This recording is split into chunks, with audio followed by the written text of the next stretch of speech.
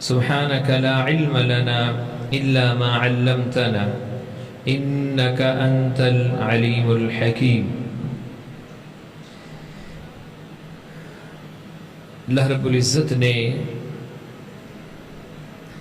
دنیا کے اندر کسی بھی چیز کو بے مقصد پیدا نہیں کیا ہے۔ ایمان والوں کی ایک صفت اللہ رب العزت نے سورۃ آل عمران کے آخری رکوع کے اندر بیان کی ہے۔ وہ اللہ کی زمین کے اوپر غور و فکر کرتے ہیں، اللہ نے جو بھی چیز پیدا کی ہے اس کو دیکھتے ہیں، اس میں قدرت کی نشانیاں تلاش کرتے ہیں، اور پھر وہ یہ کہتے ہیں ربنا ما خلقت ھذا باطلا، کہ یا اللہ دنیا کے اندر تو نے کوئی بھی چیز بے مقصد پیدا نہیں کی ہے،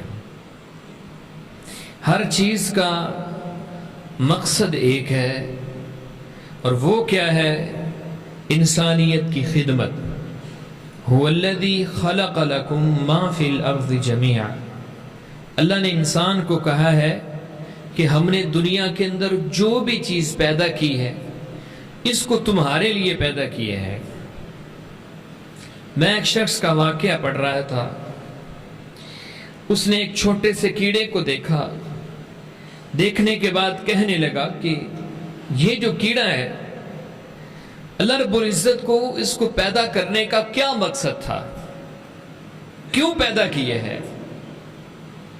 بعض اوقات کئی ایسی چیزیں ہوتی ہیں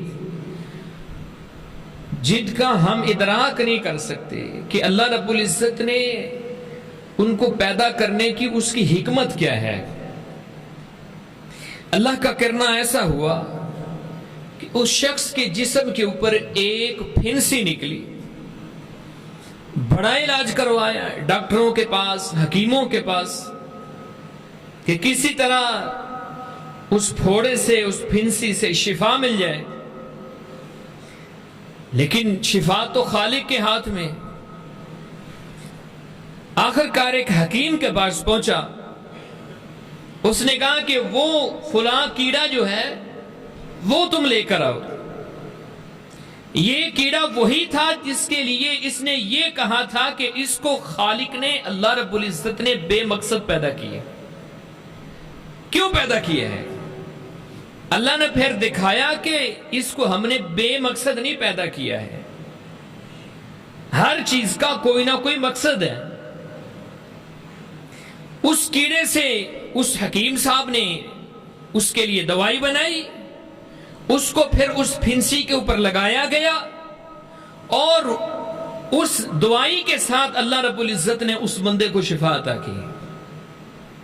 یعنی دنیا کے اندر ہر چیز کا کوئی نہ کوئی مقصد ہے، انسان کی خدمت ہر چیز کا مقصد ہے۔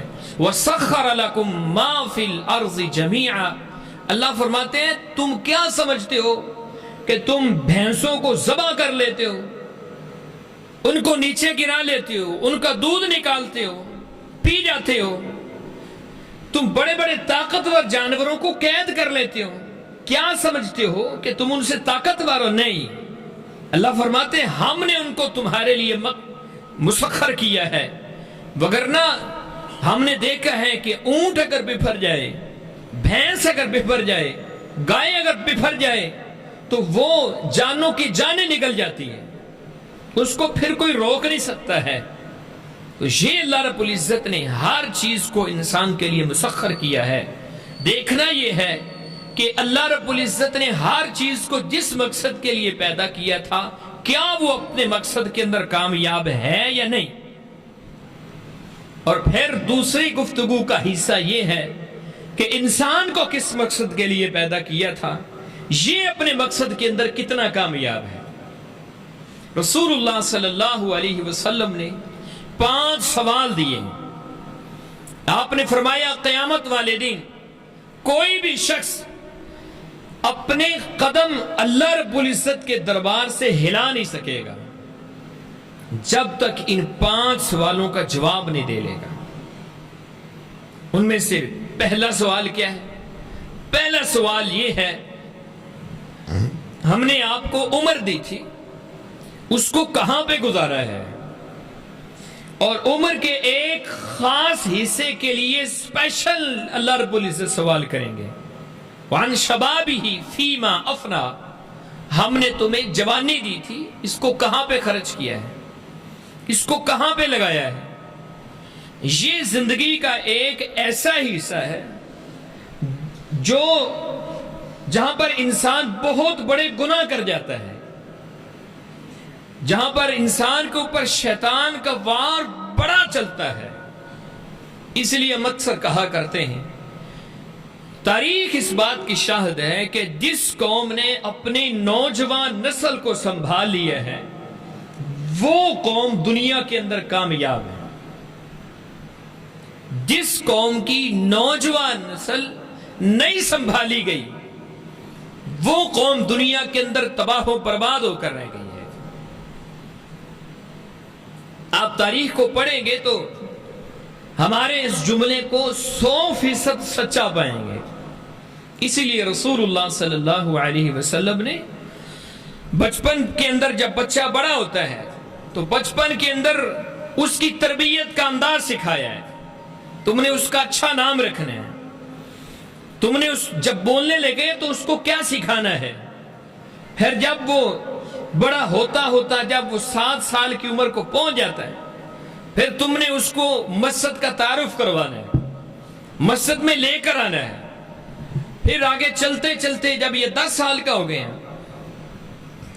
بار بار 3 سال تک تم نے اس کو ٹریننگ دینی ہے، مسجد میں لے کر آنا ہے، اللہ کا گھر دکھانا ہے، اس کا تقدس سکھانا ہے۔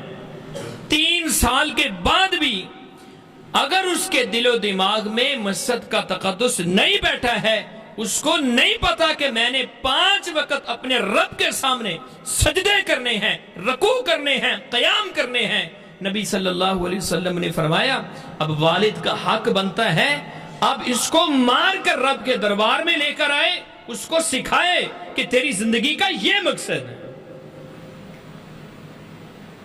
دنیا کی ہر چیز اپنے مقصد کے اندر کامیاب ہے سوائے انسان کے۔ انسان اپنے مقصد کو بھلا چکا ہے۔ اللہ رب العزت نے کیا کہا ہے؟ تسبح له السماوات والارض ومن فیہن، دنیا کی ہر چیز اللہ رب العزت کی تسبیح کرتی ہے، اللہ کی کبریائی بیان کرتی ہے۔ حالانکہ اس کی زندگی کا مقصد یہ نہیں ہے۔ آپ حشرات دیکھتے ہیں، آپ پرندے دیکھتے ہیں، آپ دنیا کی بڑے بڑے جانور دیکھتے ہیں، ان کی زندگی کا مقصد اللہ کی عبادت نہیں ہے، وہ تو انسان کی خدمت کے لیے بنائے گئے، لیکن اس کے باوجود اللہ فرماتا ہے کہ وہ میری تسبیح بیان کرتے ہیں، میری بڑائی بیان کرتے ہیں۔ اب انسان کو ہم نے دیکھنا ہے کہ یہ اپنے مقصد کے اندر کتنا کامیاب ہے۔ رسول اللہ صلی اللہ علیہ وسلم نے ایک حدیث قدسی کے اندر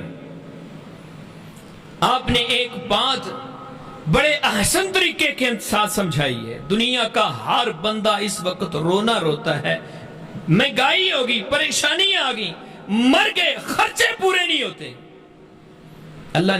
اللہ نے اس کا حل بتایا ہے، ہم اس حل کی طرف نہیں آتے ہیں۔ حل کیا بتایا ہے؟ اللہ رب العزت نے فرمایا یا ابن آدم تفرغ لعبادتی، اے آدم کے بیٹے، حدیث قدسی ہے، اللہ رب العزت کا فرمان ہے، قرآن کے اندر اللہ رب العزت نے کہا ہے وَمَنْ أَصْدَقُ مِنَ اللَّهِ حَدِيثًا، اللہ سے بڑھ کر کس کی بات سچی ہو سکتی ہے؟ اللہ سے بڑھ کر کسی کی بات سچی نہیں ہو سکتی۔ دنیا ادھر کی ادھر ہو سکتی ہے لیکن اللہ رب العزت کی بات جھوٹی نہیں ہو سکتی۔ اللہ نے وعدے کیے، 2 وعدے کیے، فرمایا ایک کام تم کر لو، تمہیں 2 فائدے میں دوں گا، اور یاد رکھنا ایک کام اگر تم نے یہ نہ کیا دنیا کے اندر 2 عذاب میں تمہارے اوپر مسلط کروں گا۔ اللہ رب العزت کا وعدہ ہے۔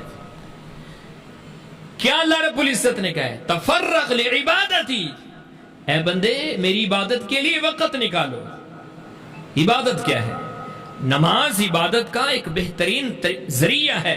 ایک بہترین طریقہ ہے نماز کا، جس سے اگر میں 98% مسلمان کہوں مبالغہ نہیں ہوگا، 98% مسلمان نماز سے دور ہیں،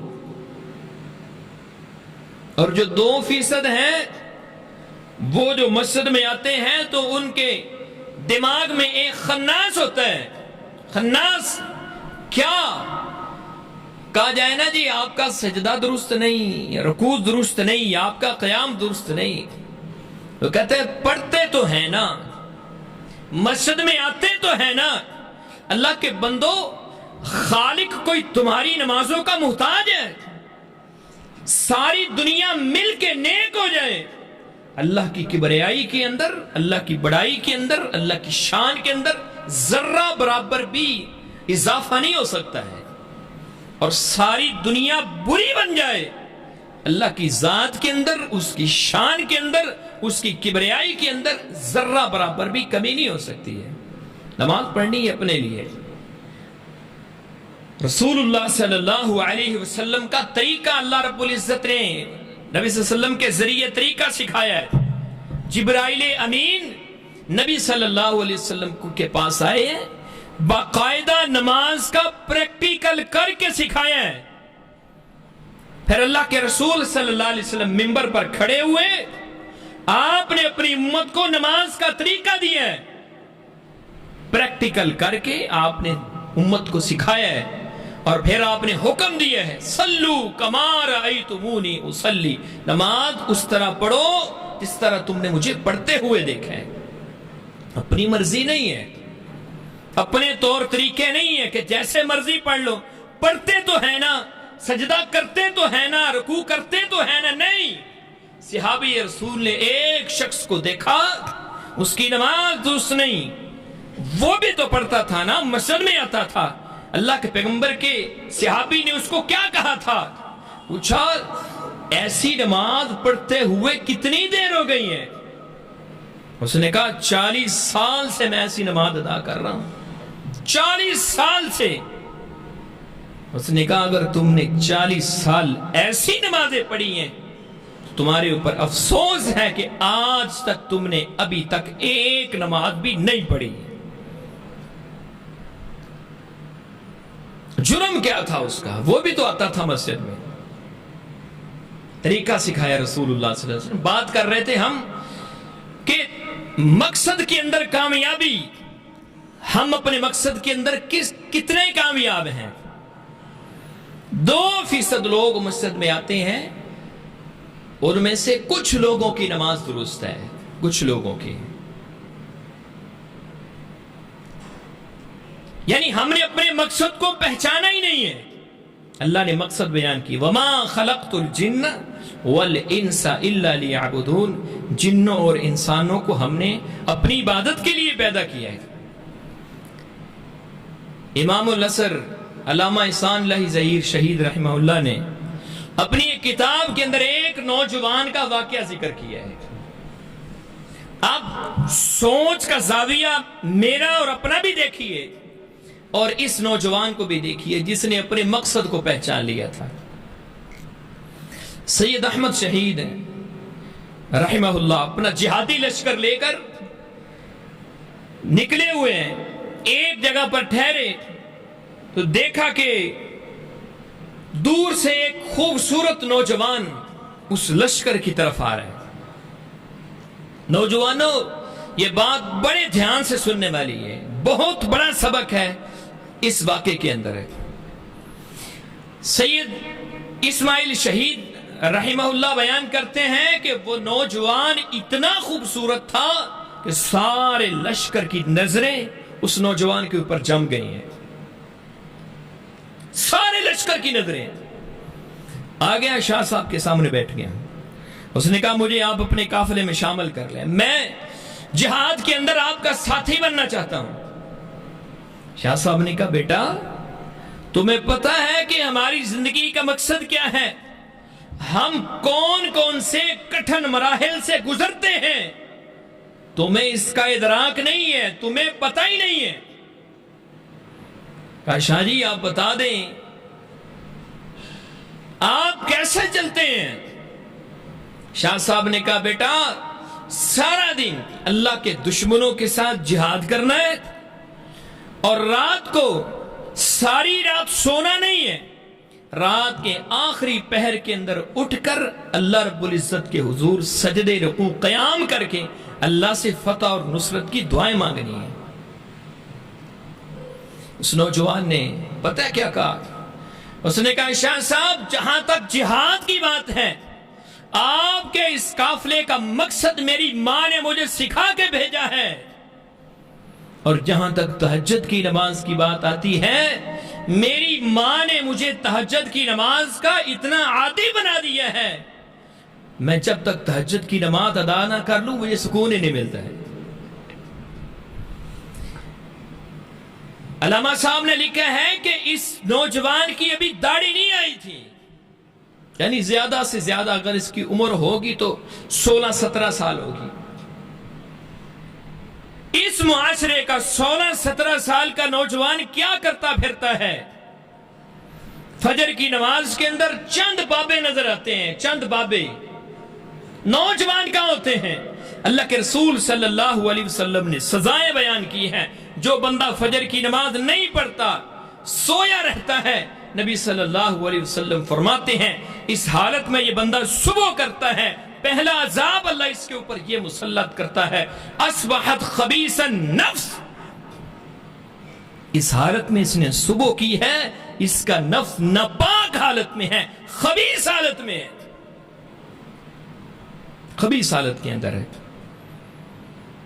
دوسرا عذاب کیا کر اس کے اوپر مسلط کیا جاتا ہے؟ رسول اللہ صلی اللہ علیہ وسلم نے فرمایا سارا دن اللہ رب العزت اس بندے کو سستی کے اندر مبتلا رکھتے ہیں، سست سارا دن، اس کی زندگی کے اندر فجر کی نماز نہیں ہے۔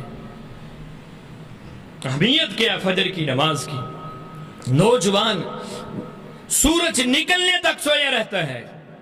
رسول اللہ صلی اللہ علیہ وسلم دنیا کے اندر کیا کچھ اللہ رب العزت نے بنایا ہے، آپ ویڈیوز دیکھتے ہیں، آپ اللہ رب العزت کی قدرت کی نشانیاں دیکھتے ہیں، کیسی قیمتی قیمتی چیزیں اس خالق نے اپنے بندے کے لیے پیدا کی ہیں۔ لیکن رسول اللہ صلی اللہ علیہ وسلم کیا کہتے ہیں؟ آپ نے فرمایا فجر کے فرائض تو ان کی قدر و منزلت کی کوئی حد ہی نہیں ہے۔ فجر کی دو سنتیں ہیں نا، سنتیں، ایک طرف دنیا کا سب کچھ ایک بندے کو مل جائے، دوسری طرف کسی بندے کو فجر کی 2 سنتیں نصیب ہو جائیں۔ اللہ کے پیغمبر فرماتے ہیں دنیا کے اندر سب کچھ مل جانے سے بھی اتنا کچھ اس کو نہیں ملا جتنا اس کو 2 رکعتیں نماز پڑھنے سے ملا ہے۔ 2 سنتیں اللہ کے رسول صلی اللہ علیہ وسلم نے اہمیت بیان کی ہے۔ میرا نوجوان بھائی، اس امت کا بیٹا، اس کو نیند ہی رات کے 12 بجے آتی ہے، اس کو نیند ہی رات کے 1 بجے آتی ہے۔ اللہ کے رسول صلی اللہ علیہ وسلم نے اتنی تاکید کس لیے کی ہے کہ بندہ فجر کے لیے اٹھے؟ آپ نے عشاء کی نماز کے بعد بغیر کسی مقصد کے جاگنے سے منع فرمایا۔ اس کی زندگی کے اندر فجر کی نماز کیوں نہیں ہے؟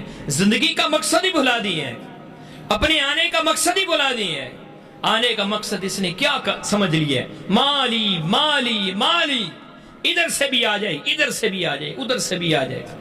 اللہ رب العزت نے مال کمانے سے منع نہیں کیا۔ بڑے بڑے صحابہ اکرام تاجر تھے، حضرت عثمان غنی، عبد الرحمن بن عوف، سیدنا ابو بکر صدیق، سیدنا عمر فاروق، کس کس صحابی کا نام لوں؟ بڑے بڑے مالدار تھے، لیکن انہوں نے اپنے مقصد کو نہیں بلایا ہے۔ جس مقصد کے لیے اللہ رب العزت نے بھیجا ہے اس مقصد کے اندر کامیابیاں انہوں نے حاصل کی۔ رسول اللہ صلی اللہ علیہ وسلم نے دوسرا عذاب کیا بیان فرمایا؟ اس بندے کے اوپر جس کو نہیں پتا کہ میری زندگی کا مقصد کیا ہے، اس نے دن کا آغاز کیا ہے تو رب کی نافرمانی کے اندر، رب کے حضور سجدہ نہیں کیا، قیام نہیں کیا، رکوع نہیں کیا۔ نبی صلی اللہ علیہ وسلم فرماتے ہیں یہ رات کو سوتا ہے، شیطان اس کے ناک کے نتنوں میں رات گزارتا ہے، ساری رات تھپکیاں دیتا ہے، ساری رات منتر پڑھتا رہتا ہے، علیک لیل طویل، سو جاؤ رات بڑی لمبی ہے۔ صبح جب یہ دیکھتا ہے نا تو اس نے تو اپنے رب کے سامنے سجدہ نہیں کیا، رکوع نہیں کیا، قیام نہیں کیا، سورج نکل آیا ہے۔ نبی صلی اللہ علیہ وسلم فرماتے ہیں یہ شیطان جو ساری رات اس کے ناک کے نتنوں میں سویا رہا ہے، اس کا بیڈ روم اس کے پاس تھا، صبح جب اٹھتا ہے نا تو دیکھتا ہے کہ سورج نکل آیا ہے، یہ اپنے رب کے حضور کھڑا نہیں ہوا، فرمایا یہ حقارت کے ساتھ اس بندے کے کانوں کے اندر پیشاب کر کے چلا جاتا ہے۔ میرے نزدیک کتے کی غلاظت کو ہاتھ لگانا گوارا نہیں ہے، میرے نزدیک خنزیر کی غلاظت کو میں ہاتھ لگانا پسند نہیں کرتا، اپنی غلاظت کو ہاتھ لگانا پسند نہیں کرتا۔ کائنات کے اندر سب سے بری غلاظت شیطان کی غلاظت ہے، وہ بندہ اپنے کانوں میں لے کر اٹھتا ہے جس کی زندگی میں فجر کی نماز ہی نہیں ہے۔ آپ لاکھوں بار غسل کر لیں لیکن گندگی اپنے کانوں کے اندر لے کر اٹھیں، فجر کی نماز نہیں ہے، زندگی کا مقصد ہی کوئی نہیں ہے۔ فجر بستر پر گزر گئی، ظہر، عصر، مغرب یہ اپنی مصروفیات کے اندر، کاموں کے اندر گزر گئی، اب عشاء کی نماز کی باری آ گئی ہے، یا تو ٹی وی پہ گزر رہی ہے، یا دوستوں کے اندر ہوٹلوں میں بیٹھ کر گزر رہی ہے، خوش گپیوں کے اندر گزر رہی ہے، اچھے اچھے کھانوں کے اندر گزر رہی ہے، پرواہ نہیں ہے، زندگی کا مقصد بھلا دیا ہے۔ اللہ نے کیا کہا ہے؟ حدیث کی طرف واپس آتے ہیں، فرمایا تفرغ لعبادتی، میری عبادت کے لیے وقت نکالو، دو انعام دوں گا، املأ قلبک غنا ویدیک رزقا، تیرے ہاتھوں کو رزق سے بھر دوں گا اور تیرے دل کو غنا سے بھر دوں گا، تھوڑا بھی ملے گا نہ کہے گا الحمدللہ، اللہ کا شکر ہے خرچے پورے ہو رہے ہیں، میرے مالک نے بہت نعمتیں دی ہیں۔ آپ نے دیکھا نہیں کبھی علماء سے سلام لے کر پوچھیں قاری صاحب، حافظ صاحب، مولانا صاحب کیا حال ہے؟ شاید ہی کسی عالم کے زبان سے یہ نکلے کہ میرے تو خرچے ہی نہیں جی پورے ہوتے، میری بیوی کے خرچے نہیں پورے ہوتے، میرے بچوں کے خرچے نہیں پورے ہوتے۔ ادھر ایک بندہ لاکھوں کروڑوں کمانے والا ہے، لاکھوں کروڑوں، کہتا ہے جی خرچے ہی پورے نہیں ہوتے۔ ہمارے ایک استاد تھے، پنجاب یونیورسٹی کو چھوڑ کر پروفیسر تھے پنجاب یونیورسٹی کے اندر، ادارے کے اندر آگے حدیث پڑھانے کے لیے۔ ہم نے پوچھا استاد جی آپ اتنی تنخواہ چھوڑ کر یہ 10-15 ہزار روپے آ گئے ہیں، وجہ کیا ہے؟ انہوں نے کہا بیٹا جو سکون اللہ رب العزت نے اس 15,000 کے اندر رکھا ہے نا، وہ مجھے 80,000 لینے سے وہ سکون نہیں ملتا تھا۔ دین کے اندر اللہ رب العزت نے سکون رکھا ہے، جس نے اپنے مقصد کو پہچان لیا اللہ رب العزت نے اس کی زندگی سکون سے بھر دیتا ہے۔ وعدہ اللہ رب العزت کا املأ قلبک غنا، میں تیرے دل کو غنی کر دوں گا، اللہ رب العزت کا وعدہ ہے۔ وَيَدَيْكَ رِزْقًا، تھوڑے رزق کے اندر تیرے سارے خرچے پورے ہوتے رہیں گے۔ لیکن یاد رکھو حدیث کے اگلے الفاظ ہیں، اگر تم نے ایسا نہ کیا، میری عبادت کے لیے وقت نہیں نکالا، جانوروں جیسی زندگی گزارنے والا، جانور کی زندگی کا مقصد کیا ہے؟ کھانا پینا اور سو جانا، انسان کی زندگی کا بھی اگر مقصد یہ ہو جائے، فرق کیا رہ گیا؟ اولئک کالانعام بل ہم اضل، اللہ رب العزت فرماتے ہیں ایسا بندہ جس نے اپنے مقصد کو نہیں پہچانا، اپنے خالق کو ہی نہیں پہچانا، اس کی قدرت کا ادراک ہی نہیں کیا، اولئک کالانعام، اللہ کا قرآن ہے، اللہ کا قرآن، اللہ کہتا ہے یہ جانوروں جیسے ہیں، چوپاؤں جیسے ہیں۔ آگے اللہ رب العزت نے فرمایا بل ہم اضل، بلکہ ان سے بھی گئے گزرے ہیں۔ جانور بھی اللہ کی تسبیحات کرتے ہیں، اللہ رب العزت کی حمد و ثنا بیان کرتے ہیں، دنیا کے اندر ہر چیز اللہ رب العزت کی تسبیح کرتی ہے۔ یہ ایک انسان نا شکرہ ہے، میرا کھاتا ہے، میری دی ہوئی نعمتوں کا استعمال کرتا ہے، پھر بھی میرے سامنے اپنے سر کو نہیں جھکاتا۔ اگر تم نے اپنے مقصد کو نہ پہچانا، اللہ کی عبادت کے لیے وقت نہ نکالا، اللہ کیا کہتا ہے؟ اللہ کہتا ہے املأ قلبک فقرا، میں پھر تیرے دل کو فقیر کر دوں گا.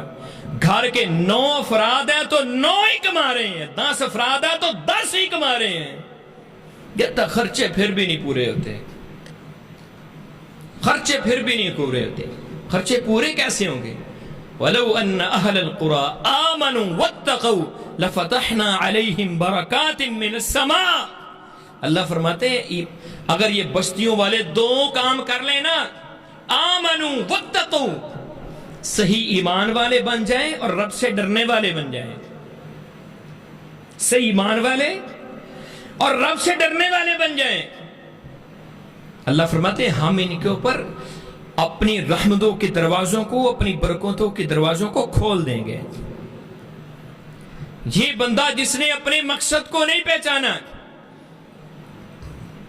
صرف جمعے کا نمازی, صرف عید کا نمازی, اللہ کیا کہتے ہیں؟ املأ قلبک فقرا. اللہ فرماتے ہیں ہم اس کے دل کو فقیر کر دیتے ہیں. ایسے بندے کے بارے میں رسول اللہ صلی اللہ علیہ وسلم فرماتے ہیں, کہتے ہیں مالی مالی, میرا مال میرا مال. فرمایا ابن آدم کے ایسے بندے کے بارے میں آپ نے فرمایا ابن آدم کے پیٹ کو قبر کی مٹی کے علاوہ کوئی چیز نہیں بھر سکتی. جس دل کے اندر فقر آ گیا ہے, فقیری آ گئی ہے, اللہ نے غنا کو چھین لیا ہے, ایسا بندہ کبھی بھی اس کا پیٹ بھرتا نہیں. فرمایا 2 وادیاں مل جائیں تو کہتا تیسری ہونی چاہیے. پھر بعض اوقات انسان درندہ بھی بن جاتا ہے. ہاں درندہ بن جاتا ہے مال کی ہوس کے اندر. اسی رمضان کے اندر شیخ صاحب ہم نے, ہمارے شہر کے قریب ایک گاؤں ہے, 2 ایکڑ زمین کے لیے 2 ایکڑ زمین کے لیے ایک بیٹے نے اپنے باپ کے ٹکڑے ٹکڑے کر کے نہر کے اندر پھینک دیا تھا. مال کی ہوس جب انسان کے دل میں بیٹھ جائے, مال کی ہوس, اس لیے رسول اللہ صلی اللہ علیہ وسلم فرماتے ہیں, فرمایا درہم کا بندہ, دینار کا بندہ برباد ہو گیا جس کی زندگی کا مقصد یہ ہے کہ میں نے بس کمانا ہے, میں نے بس مال جمع کرنا ہے. مقصد ہی زندگی کا یہ بنا لیا ہے. فرمایا ہم نے یہ مقصد دے کر تو بھیجا ہی نہیں ہے, یہ تو انسان کی ضرورت ہے. مال کمانا, پیسے کمانا انسان کی ضرورت ہے. آپ فجر کی آپ ساری نمازیں ادا کرتے ہیں, اللہ رب العزت کے حقوق ادا کرتے ہیں, آپ حقوق العباد کا خیال رکھتے ہوئے زندگی گزارتے ہیں. اللہ رب العزت جتنا بھی آپ کو دے یہ اللہ کا فضل ہے, وہ اللہ رب العزت کی رحمت ہے, اس کو آپ استعمال کریں. نبی صلی اللہ علیہ وسلم نے ایسے بندے کو کبھی بھی نہیں روکا مال کمانے سے. یہ تو اللہ کا فضل ہے. مال وہ خطرناک ہے جو آپ کو رب کے قریب ہی نہیں آنے دیتا ہے. تو یہ ایک انسان کی زندگی کا مقصد ہے, اور یہ سارے کام جوانی کے اندر ہوتے ہیں, سارے کام جوانی کے اندر. اس دور کے نوجوان کی کو دوسرا بڑا چیلنج جو ہے وہ یہ ہے کہ دنیا جہان کا کند میری انگلی کے ایک کلک کے نیچے جمع کر دیا گیا ہے. میں بستر کے اندر چھپ کر دیکھوں, میں بند کمروں میں دیکھوں, میں جہاں مرضی چھپ کر دیکھ لوں, مجھے کوئی دیکھنے والا نہیں ہے. اس لیے بڑی پیاری حدیث مسند احمد کے اندر شیخ البانی رحمہ اللہ نے اس کو اپنی سلسلہ صحیحہ کے اندر نقل کیا ہے. اللہ کے رسول صلی اللہ علیہ وسلم کے پاس ایک نوجوان آیا, اس نے کہا اللہ کے رسول مجھے آپ نصیحت کریں, مجھے آپ نصیحت کریں. یہ بہت بڑی نصیحت ہے نوجوان کے لیے خاص طور پہ. نصیحت کیا تھی؟ نبی صلی اللہ علیہ وسلم نے فرمایا تم اپنے رب سے اس طرح حیا کرو کما تستحی رجلا من صالحی قومک, جس طرح تم اپنے کسی نیک آدمی کا حیا کرتے ہو, اپنے معاشرے کے نیک بندے کا حیا کرتے ہو, تم رب کا اتنا حیا کرو.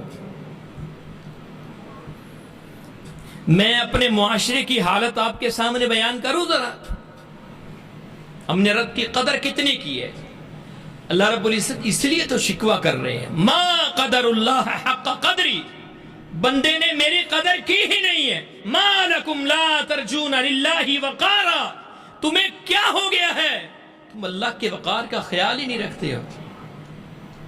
اللہ نے کیا کہا، نبی صلی اللہ علیہ وسلم نے کیا کہا، نصیحت کیا کی؟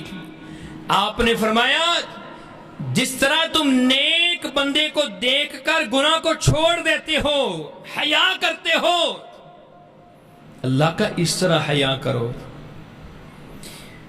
میرے معاشرے کا المیہ یہ ہے کہ میں قاری صاحب کو دیکھ کر گناہ چھوڑ دیتا ہوں، برے سے برے بندے کو دیکھ کر بھی گناہ چھوڑ دیتا ہوں، لیکن تنہائیوں کے اندر جب رب دیکھ رہا ہوتا ہے نا اس وقت گناہ نہیں چھوڑتا ہے. رسول اللہ صلی اللہ علیہ وسلم نے فرمایا تھا قیامت والے دن لوگ تہامہ پہاڑوں کے برابر نیکیاں لے کر آئیں گے.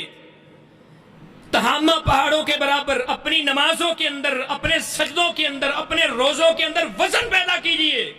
وزن کیسے پیدا ہوگا؟ تم طریقیوں کے اندر ہو، تم مجمعوں کے اندر ہو، تم جہاں بھی ہو، اتق اللہ حیثما کنتا، تم جہاں بھی چھپ جاؤ لیکن اپنے رب سے ڈرتے رہنا.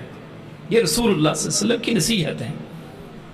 عبداللہ بن عمر رضی اللہ تعالیٰ عنہ نے ایک چرواہے کو دیکھا تھا، پہاڑوں کے اندر بکریاں چرا رہا ہے، کھانا کھانے لگے، کہا آؤ ہمارے ساتھ کھانا کھا لو. اس نے کہا میرا تو روزہ ہے. روزہ ہے. حیرانگی سے پوچھا یہ تم اتنی گرمی کے اندر، مکے کی گرمی جو لوگ گئے ہیں وہ جانتے ہیں کتنے سخت ایام ہوتے ہیں، مدینے کی گرمی کتنے سخت ایام ہوتے ہیں، کہا تم اتنی گرمی کے اندر بھی روزہ رکھے ہوئے ہو؟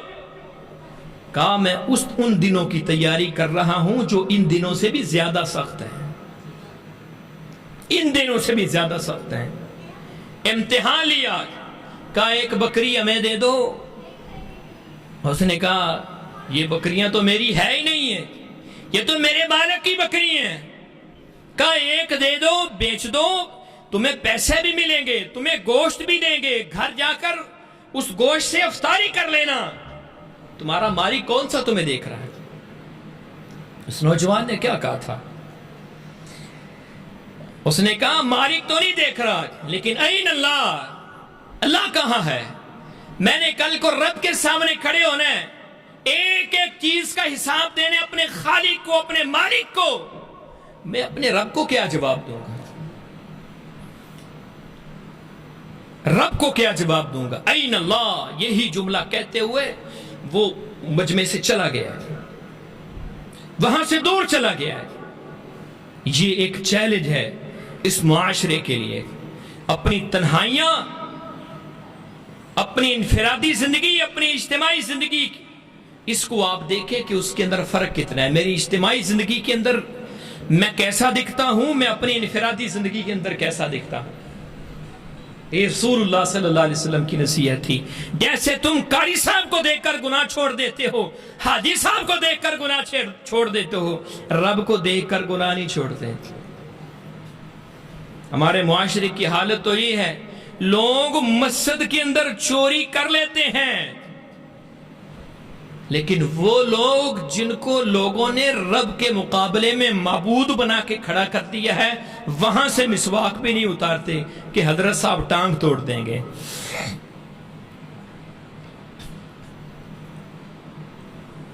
اللہ کا کیا حیا کیا ہے؟ مسجد کے کیمروں سے ڈر ہے. مسجد کے اندر کیمرے لگ جائیں، مجال چوری ہو جائے. لیکن یہ خیال نہیں آتا کہ مسجد کے اندر رب دیکھ رہے ہیں. میں نے ایک تفسیر کے اندر پڑھا، زلیخا نے جب حضرت یوسف علیہ السلام کو بلایا نا برائی کے لیے، اس نے اپنا جو معبود تھا، بت تھا، اس کے اوپر پردہ ڈال لیا. کا پردہ کیوں ڈالا ہے؟ کہا مجھے اپنے اس معبود سے حیا آتی ہے. حضرت یوسف کہنے لگے تیرا معبود تو پردوں میں چھپ جاتا ہے، میرا معبود پردوں میں نہیں چھپتا ہے، مجھے اس سے حیا نہیں کرنی چاہیے، مجھے اس کی حیا کا کوئی پاس نہیں کرنا چاہیے. یہ دوسرا چیلنج ہے. اس امت کے نوجوان کے لیے ہے۔ اور آخری بات کرنے لگا ہوں، نوجوانوں دین سیکھو، دین سیکھو۔ اللہ رب العزت نے اس کے اندر وقار رکھا ہے، دین سیکھنے کے اندر۔ امام بخاری رحمہ اللہ کو جب بخارا شہر سے نکالا گیا نا، تو لوگوں نے، عوام نے مجبور کیا حاکم وقت کو کہ امام بخاری کو واپس بلایا جائے۔ اس وقت کیا کہا تھا؟ حاکم وقت کی بیوی، دونوں میاں بیوی اپنے چھت کے اوپر بیٹھے ہوئے ہیں، امام بخاری آ رہے ہیں بخارا شہر کے اندر، سارا شہر نکلا اپنے امام کے لیے، اپنے عالم کے استقبال کے لیے۔ حاکم وقت کی بیوی نے پوچھا آج وجہ کیا ہے؟ آج سارا شہر ہی سنسان نظر آ رہا ہے، شہر کے اندر لوگ کیوں نہیں نظر آتے؟ بادشاہ نے بڑی قیمتی بات کہی، اس نے کہا میں لوگوں کے جسموں کے اوپر حکومت کرتا ہوں، آج وہ شہر کے اندر آ رہا ہے جس کی حکومت لوگوں کے دلوں کے اوپر ہے، لوگوں کے دلوں کے اوپر حکومت کرنے والا ہے۔ یہ ہمارے اسلاف ہیں، یہ بھی نوجوان تھے۔ آپ کو پتہ نہیں ہے میرے نوجوان بھائیوں، آپ کو علم نہیں ہے کہ یہ دین ہم تک کیسے پہنچا ہے، کیسے پہنچے ہیں دین ہم تک۔ میں چند واقعات، چند اشارے کرتا ہوں، چند جھلکیں آپ کے سامنے رکھتا ہوں۔ یہی امام بخاری ہے، کشتی کے اندر سوار تھے، ساتھ اور لوگ بھی تھے، حدیث کا علم لینے کے لیے جا رہے ہیں، حدیث کا علم۔ راستے کے اندر ملاح نے کرایہ مانگا، امام بخاری نے تھیلی نکالی جیب سے، کرایہ ملاح کو دیا، ساتھ ایک چور بے ایمان بیٹھا تھا، اس نے کیا کیا؟ امام بخاری نے اس کے بعد اپنی اشرفیاں گننی شروع کی، تھیلی کے اندر رکھتے گئے، اس نے بھی ایسے چوری سے وہ اشرفیاں جو ہے نا وہ بھی گننا شروع ہو گیا۔ امام صاحب بھی گن رہے ہیں، وہ بھی گن رہے ہیں۔ امام صاحب نے اشرفیاں گن کر تھیلی کے اندر ڈال کے اپنی جیب کے اندر ڈال لی ہیں۔ تھوڑی دیر کے بعد اس نے شور ڈال دیا، اس نے کہا اس رنگ کی تھیلی تھی، اتنی اشرفیاں ہیں، میری چوری ہو گئی ہے، مجھے تلاشی چاہیے۔ آپ اندازہ لگائیں کس قدر محدثین نے ہم تک دین پہنچایا ہے، کس قدر احتیاط کے ساتھ دین پہنچایا ہے۔ امام بخاری نے سوچا تھیلی بھی اس نے اسی رنگ کی بتائی ہے جیسی میرے پاس ہے، اشرفیاں بھی اتنی ہیں، آہستہ سے تھیلی اٹھائی، پانی کے اندر پھینک دی۔ اب تلاشی ہونے لگی، نوجوان تلاشی نے لگا، سب سے تلاشی لی گئی، امام بخاری رحمہ اللہ سے بھی تلاشی لی گئی، کچھ نہیں نکلا۔ لوگوں نے اس کو لعنت و ملامت کی کہ تجھے حیا نہیں آتی، یہاں ہر بندہ اپنے رب کو یاد کر رہا ہے کہ پتہ نہیں کب لہر آئے اور بہا کے لے جائے، تیری چوری کو کس کی پرواہ ہے؟ خیر وہ خاموش ہو گیا۔ کنارے پہ اترے نا تو امام صاحب کے پیچھے پیچھے چل دیا۔ جب امام صاحب اکیلے ہو گئے نا تو سوال کیا، اس نے کہا حضرت صاحب مجھے بتائیں، ایک بات تو بتائیں کہ وہ تھیلی کہاں پھینکی ہے؟ اللہ کے بندے میں نے وہ تھیلی پانی کے اندر پھینک دی۔ آپ کی اپنی اشرفیاں، آپ کی اپنی تھیلی آپ نے پانی کے اندر پھینک دی، وجہ کیا ہے؟ کہا میں ایک اونچے مقصد کے لیے جا رہا ہوں، آج اگر میرے کردار کے اوپر یہ دھبا لگ جاتا چوری کا، قیامت تک میری بیان کی ہوئی حدیث کے اوپر کسی نے عمل نہیں کرنا تھا۔ اپنی اشرفیاں اس غرض سے پانی کے اندر پھینک دی کہ رسول اللہ صلی اللہ علیہ وسلم کی حدیث کے اوپر حرف نہ آئے۔ رسول اللہ صلی اللہ علیہ وسلم کی احادیث اس قدر محنت کے ساتھ لوگوں نے ہم تک پہنچائی ہے۔ آخری بات بیان کر کے اپنی گفتگو کو ختم کرتا ہوں۔ نبی صلی اللہ علیہ وسلم کے ایک صحابی کو علم ہوا مدینے کے اندر ایک شخص بصرہ کے اندر ہے، اس کے پاس رسول اللہ صلی اللہ علیہ وسلم کی ایک حدیث ہے۔ آج یہ موبائل ہے نا، موبائل، یہ موبائل ہے میرے اندر، اگر مجھے پتہ چل جائے نا کہ دین کی اہمیت کیا ہے، اس موبائل کے اندر ساری حدیث کی کتابیں آ سکتی ہیں، لیکن نوجوان کو کون سمجھانے والا ہو؟ اس کے اندر ٹک ٹاک کی گندی ویڈیوز موجود ہو سکتی ہیں، اس کے اندر دنیا جہان کا گند جمع ہو سکتا ہے، لیکن اس کے اندر آپ کو بخاری، مسلم، ابن ماجہ، ترمذی، قرآن مجید کا ترجمہ تفسیر نہیں نظر آئے گا۔ وجہ کیا ہے؟ ہمیں اہمیت ہی نہیں ہے۔ یہ صحابی رسول تھے، 1 مہینے کا سفر کر کے اس صحابی کے پاس پہنچے اور وہاں پر جو جملے بیان کیے نا، وہ جملے بولے، وہ میں آپ کے سامنے رکھنے لگا ہوں۔ حدیث سننے سے پہلے کہا صحابی رسول کو کہ مجھے وہ حدیث بیان کر دو، خشیت ان اموت قبل ان اسمع، مجھے حدیث بیان کر دو، مجھے خوف ہو رہا ہے کہ کہیں پیغمبر کی حدیث سننے سے پہلے کہیں مجھے موت ہی نہ آ جائے۔ اتنی فکر، اتنی تڑپ دین کے علم کی، لوگوں نے لمبے لمبے سفر کیے ہیں حدیث کے لیے، قرآن مجید کے لیے۔ یہاں پر آپ کے شہر کے اندر بھی ترجمے کی کلاسیں لگتی ہوں گی۔ مجھے نہیں علم، بلکہ میں یقین کے ساتھ کہہ سکتا ہوں آپ کو کوئی نہیں کہے گا کہ آپ ترجمے مسجد کے اندر ترجمہ پڑھنے آئیں اور 500 روپے فیس دے دیں۔ مجھے اپنے علماء کے اوپر اتنا یقین ہے، کوئی نہیں آپ کو کہے گا۔ اللہ کے بندو، میری 24 گھنٹے کی زندگی کے اندر اگر آدھا گھنٹہ بھی اللہ کے قرآن کے لیے نہیں ہے، پیغمبر کی حدیث کے لیے آدھا گھنٹہ بھی نہیں ہے، بیکار ہے میری زندگی۔ مقصد ہی کوئی نہیں ہے، مقصد ہی کوئی نہیں ہے۔ اہمیت سمجھیں قرآن مجید کی، اہمیت سمجھیں رسول اللہ صلی اللہ علیہ وسلم کی احادیث کو۔ آج سے یہاں سے تہیہ کر کے اٹھیے کہ میں نے اللہ کے قرآن کو سیکھنا ہے۔ ابھی چند دنوں پہلے ہماری جہالت ہے نا، جہالت ہے کہ اگر یہاں پر کوئی قرآن مجید کی حرمتی کر دے تو ہم اس کے گھر کو جلانے تک جائیں گے، لیکن اپنے گھر کی حالت یہ ہے، گھر کے اوپر مٹی، قرآن مجید کے اوپر مٹی پڑ رہی ہیں، احادیث کی کتابیں گھر میں پڑی ہیں، قرآن مجید گھر میں پڑا ہے، ان کو جو سیونک ہے وہ کھا رہی ہے، فکر ہی کوئی نہیں ہے۔ کوئی اور کرے، ہم ان کے گھروں کو بھی جلا دیتے ہیں، ان کے معبد خانوں کو بھی جلا دیتے ہیں، حالانکہ یہ دین اسلام نہیں ہے۔ دین اسلام کیا درس دیتا ہے؟ تمہاری ملک کے اندر کوئی بندہ رہ رہا ہے، غیر مسلم ہے، اس کے عبادت خانے، ان کے گھروں کی حفاظت کرنا، ان کی اقلیتیں جو ہیں ان کی حفاظت کرنا ہماری ذمہ داری ہے۔ قرآن کی بے حرمتی کرنے والوں نے تو جہالت دکھائی ہے، اس سے بڑی جہالت ان مسلمانوں نے سکھائی ہے کہ جنہوں نے ان کے گھروں کو ہی جلا دیے۔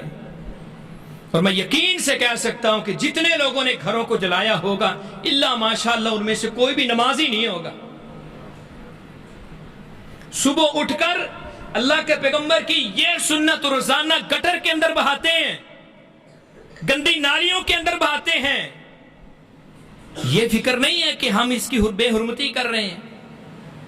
انہوں نے بے حرمتی کر دی تو ان کے گھر بھی جلا دیے، ان کے معبد خانے بھی جلا دیے۔ پوری دنیا کے اندر جو امیج پاکستان کا ہم نے دکھایا ہے، اللہ کی قسم یہ اسلام نہیں ہے۔ یہ کب ہوا؟ جب ہم نے دین کو سیکھا ہی نہیں ہے، اہمیت ہی نہیں جانی ہے۔ ہاں سے یہ تہیہ کر کے جائے، تہیہ کر کے جائے۔ بلکہ قاری صاحب مجھے نہیں پتا کہ یہاں ترجمے کی کلاس ہوتی ہے یا نہیں، اگر نہیں ہوتی تو میں گزارش کروں گا قاری صاحب سے، آپ سے بھی گزارش کروں گا، اپنی زندگی سے کچھ وقت نکالیں، عشاء کی نماز کے بعد چند نوجوان بیٹھ جائیں، کوئی یار آدھا گھنٹہ، کوئی 20 منٹ کو قرآن مجید کو دے یار، ہمیں پتہ چلے قرآن میں کیا کہتا ہے۔ اللہ رب العزت مجھے اور آپ کو اپنا مقصد پہچاننے کی توفیق عطا فرمائے۔ اللہ جب تک زندہ رکھے، اسلام پہ زندہ رکھے، اللہ عزت ایمان شان والی زندگی عطا کرے، اللہ دنیا کے اندر کسی کے در کا محتاج نہ کرے۔ وآخر دعوانا الحمدللہ رب العالمین۔